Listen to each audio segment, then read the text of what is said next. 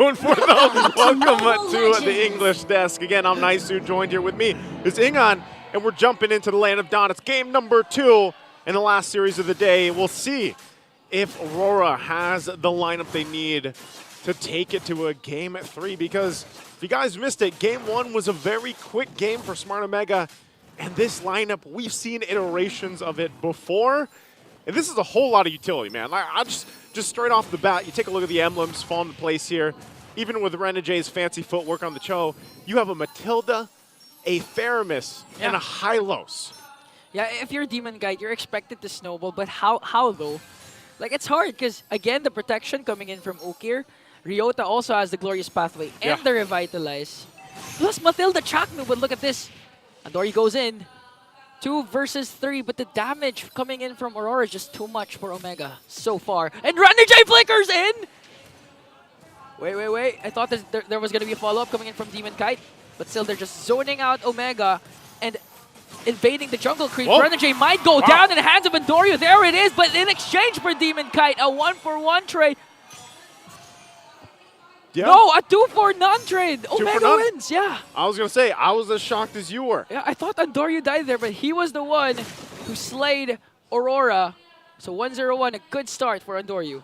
And that's the thing, like going back to the lineup that they had, it's good to be aggressive, especially you have this Cho pick here. It's a marquee pick for Renegay. Well, look at the damage already. Good pull coming in from Ukir. Wiki Shadow kill from Andoryu.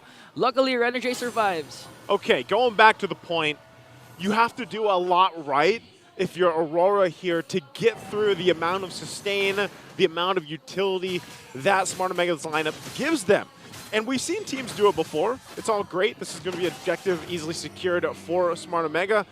But that's the thing, you know, when do you hit that switch if you look at this lineup from AURORA? Part of the fact, too, that Demon Kite is playing this Fanny is you know that if you aren't able to match up, and that's why they're being kind of so aggressive, because if they fall behind, Demon Kite is then susceptible to getting pressured for his purple buff, and we know how important that's going to be for him as the game goes on here. Yeah, basically the purple buff is going to be a neutral objective that both teams will contest, try to prevent Demon Kite from snowballing. And this is what Redmar was saying a while ago. AURORA's strength is also their weakness. Their snowball capability is there, but with the current rate Omega's playing at 2-0, they were able to get the kill onto Demon Kite. It's going to be hard to snowball from here. Okay, when we look at this too, Ingan, you have to look at, because I know I've been talking about a lot of the sustainability and utility from Smart Omega. Let's think about AURORA here, because Renegay, just like we saw from the previous game with when he was playing the Jawhead, it's more or less the same concept, right? You want to just kind of get in there, get the kickoff, and hopefully get a pickup. If that doesn't happen, if it fails, I would say generally at the Cho, you have more options to get out of those dicey situations.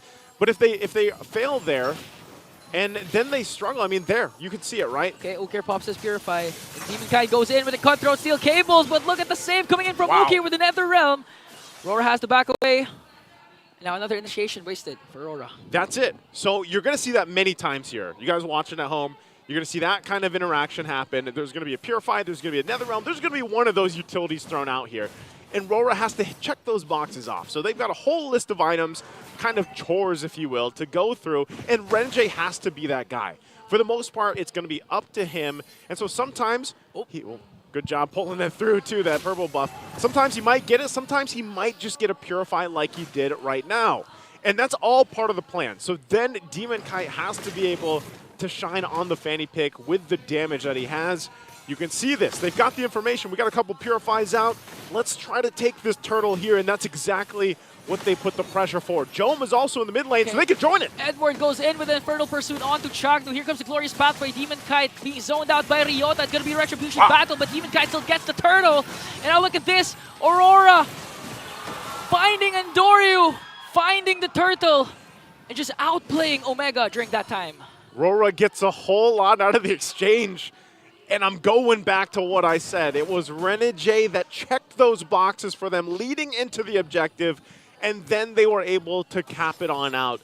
And that's kind of going to be the game for them. So they might feel a little, you know, this whole list of things they have to go through. But as long as Aurora gets that down, they allow Demon Kite to shine. Even if it's not getting kills, but he's able to get these objectives, that's great for Aurora as they build up time. Because again, we're talking about Domeng on this Harith. Will hit that spike when he needs to. And even for Yue, a Jushin pick that we don't necessarily see. I agree with Redmar. Coming into Season 14, I was always expecting to see her, and then she kind of just fell off the face of the earth. You know, she really wasn't picked up much.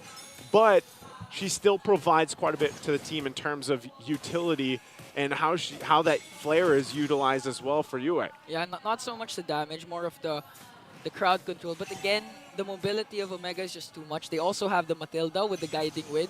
So anytime can give a signal or help for the rest of their members to go out in case they get caught by the Lantern Flare. But here comes the members of Aurora. Flicker in, coming in from Renegade. Kick onto Andorio. Andorio has to walk away. Here comes Demon Kite. Glory Pathway is there also. But here comes Chaknu and Ukir. I'm not sure who got the purple. But now Chaknu still continuing to go right after Aurora. And let's see who got Andorio. Still Andorio. Okay. Andorio managed to get it. Again, he's going to be fighting both the junglers. Goes in with a shadow kill, but not sure. There's a follow-up. Domeng goes in with his Salmon Force, finding Andorio. Look at Demon Kite, the cables. Cables in, cable out. Spear of Destruction is going to hit, but he's not going to... Oh, he did. And the clash will end. Big J shows up, and that's the thing. You know, you got to keep doing that. Turtle's now up here, third one of the game. Aurora's in a good position to go ahead and start this up. They know a lot of that utility, a lot of those ultimates were expended, but the Purifies are still there too. So Smart Omega looks like they're just going to give this one up. You still have Andorio top side of the map. They might just try to trade an objective if they can find it, because right now Aurora will secure it last turtle of the game. And as you see, Tier 1 top side will be the trade as Smart Omega goes for that. So still holding on to what they can for now. But right now, Aurora taking their time finding objectives. They've got 2 turrets down plus that last turtle. And everything that this leads up to is once we get to that Lord in about a minute and a half or so, we get to that point, Smart Omega has to have that answer, you know, and that's always the troublesome part is you're going to notice this. Aurora tries to get the ultimates or battle spells out before the objective take. Yeah, and it's coming to the point that Omega, they do have the sustain, they do have the mobility, but for some reason they're lacking the damage so far. There are setups coming in from Ryota, but Jom will be picked off there by Demon Kite. It's the go signal for Aurora to go once again. Edward, Infernal Pursuit onto Ryota, despite the glorious pathway. Now picks him up with the Lantern Flare. Ryota won't be able to out-sustain the damage of 4 members of Aurora. Wow, even with that. So, you know, we didn't get to see what happened, and now under the turret, Domeng. Domeng goes in with his Admin Force. The turret is still there. Demon Kite, will he try to go for it? They're going to go for the turret instead. But here comes the kick from Loranije. Catches Andorio. Is going to bring him down. And we can hear the screams from the crowd because Edward goes in with Infernal Pursuit. But Jom with a good Spear of Misery to bring down Edward. Still worth for Aurora there. Not only did they get another turret down, they got a couple kills as well. And, you know, that's Edward's job. He's that front line. He's throwing himself there for the follow-ups. But at this point, Smart Omega fallen behind a bit here. And, you know, it was a great pickoff, really, from Demon Kite. That's what he had to do earlier on in the 1v1 against Jom. And so Jom, you know, I would say for the first time, at least throughout the series, when he does pick up the Mozkov, you know, he's going to feel that pressure. Sometimes he's not safe if he's just sitting in a side lane farming up like we've seen so many Mozkov players do. Just because of the threat now, even for Demon Kite. If he can just swiftly, you know, pop in, get the kill, that's great for Demon Kite and Aurora. So now with the Lord coming up, I mean, you could even see once the utility, even just one of them is down, it might backfire in Smart Omega. Andorio is going to go ahead and get his purple buff started here. Team gets in position for Aurora around this Lord, and they try to force them out of it. Again, it's all about positioning with this, especially in this area for that. Flasky the Waste is picked up. Lord is up for the taking. Note the positioning for both teams. Managing the waves the best they can. Lord's going to be started up by Aurora, as they should with the lead that they have. There's Renegade going to the front. Oh, looking for Ryota this time. Edward continuing the Infernal Pursuit. Domeng goes in. And now here comes the glorious pathway. Edward still working on Shaknu. Demon Kite just waiting for the perfect opportunity to strike. Renegade with a beautiful knockup. Picks off Andoryu there, but here comes Okir with the Nether Realm to save his members. And Demon Kite with the steel cables. Cutthroat in, out. Andoryu still alive here. Jom and Ryota will fall down, but Renegade is out as well. And look at Domeng and Yue. A double kill for Aurora. Smart Omega just got handled. And even though they tried to get outside of the map for a little bit, Roro wasn't having it. And Doru, I'm not sure if he's going to be able to pull off the impossible, just zoned out. Zaman Force dropped down 2 by Domeng. And that's going to be an objective. That's going to be a Lord going to the hands of Aurora. And this is what you want if you're Aurora. Isolate the clash. Don't go 5v5. Don't go in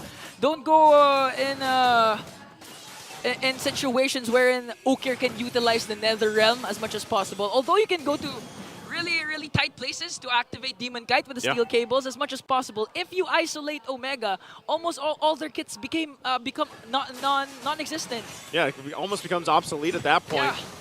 And so now look at the pressure. This is what I was saying could have happened to Aurora too. But luckily for them, they've gotten the control for the majority of this game. At this point, they're going to take the resources out from Andoru. So he's going to feel that pressure. And right now, like you said, if they fight in the choke points and Demon Kite comes sweeping in with this Fanny, that's a disaster for Smart Omega, especially when the Nether Realm is already gone. Even the Revitalize here. So they got to deal with the Lord. It should be a quick work, but the shields are definitely going to be popped here. Renegade will take a couple shots, but the objective right now for Aurora is these turrets in the base. Okay, so Renegade has to respect the damage coming in from Jom. Omega also has 3 Purifies. The pull coming in from Ukir. Now Renegade can escape there. Lantern Flare from Yue is also there. They were able to defend all 3 inhibitor turrets. Now, I mean, I have to commend Demon Kite and Renegade here. Demon Kite started things off with 0-1-0. Yeah. But Aurora made sure that Demon Kite was still able to get his buffs, which activated him. And for Renegade, despite 3 Purifies, you can see all the way up the Dragon still connecting. For somehow, always catches either Andoryu or either a Ryota, and this time Ryota is going to be caught there by the Lantern Flare from Yue. But still, Omega defends their inhibitor turrets. Yeah, I would agree with you here. And I think anybody that's ever played a Roam or let's say a Cho and you've gone against multiple Purifies, you know how difficult it is to actually get that pick off, to get that Way of the Dragon that you're looking for. Because sometimes you're putting yourself out there in the front lines just to get a Purify down or one of the utility spells here. And so Renegade's been doing a phenomenal job at accomplishing that. And that's why, again, like you mentioned here, Ingon, is why Demon Kite has had this game on the Fanny so far. Not to mention, it's just a signature pick of Demon Kite as well. And he plays it really well to the point where he's confident enough to go 1v1 against, I would say, almost anybody, you know, at that point. And so if you're Smart Omega at this point in the game, 13 minutes in, you've really got to stick together. You've really got to play your own form of an Ube strat, right? Dance like, to your own beat, basically. Yeah, you can. Even for example, like Jom, you guys are so used to seeing Moskov players just sit in a side lane and go untouched and then join the fight with the Spirit of Destruction.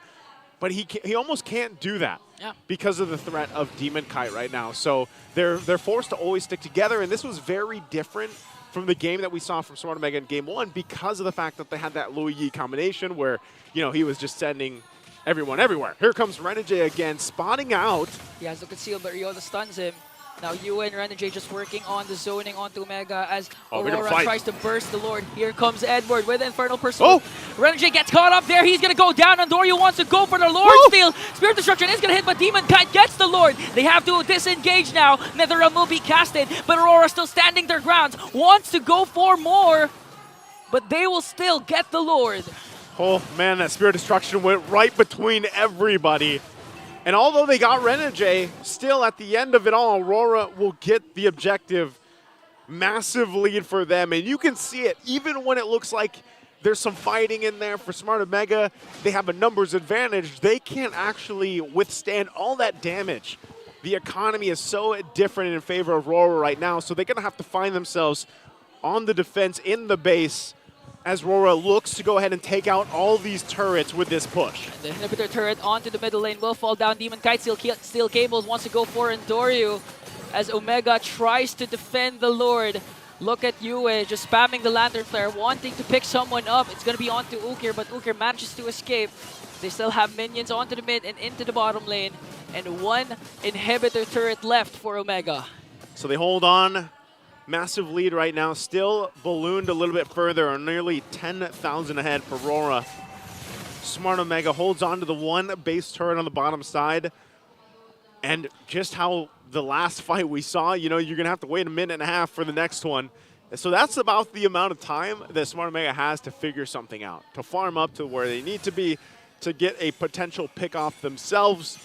But really, when you look at it, who are they going to pick off from Aurora? It's almost better if they just get to the point where they're in full fighting form for the Lord, because I think the next push in, that's the thing they always have to worry about, is once it comes into that Lord walk into the base, Aurora's lineup will allow them to put so much pressure that your back is almost forced to your crystal, and then you're just gonna, the game is gonna end. Yeah. So that's why I'm saying they have to go ahead and get this table turned right now, because a massive lead like this, 10,000 gold deficit, if you're Smart Omega, you got some work to do here, and you can see that.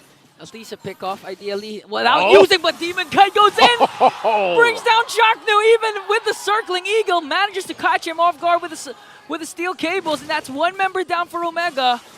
Now the question is, will Aurora wait for the Lord, or will they force a push? Demon Kite, Demon Kite. He does this on gold deficit between the two junglers. Looks like Andoru just picked up the Malefic Roar. But still, the difficult part for Andoru is actually finding the space to initiate and get into these fights.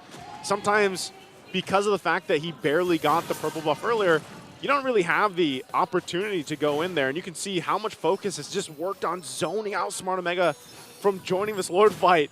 And Demon Kite will actually just go ahead and make his way probably for his purple here in a couple seconds coming up. I think he wanted to attempt to go for Jome, as Jome was clearing the bottom lane. And now after Andoru gets his purple buff, they can easily burst down this Lord because they know that Jome has to really manage waves in the bottom lane. But again, this is a Moskov with a Spear of Destruction.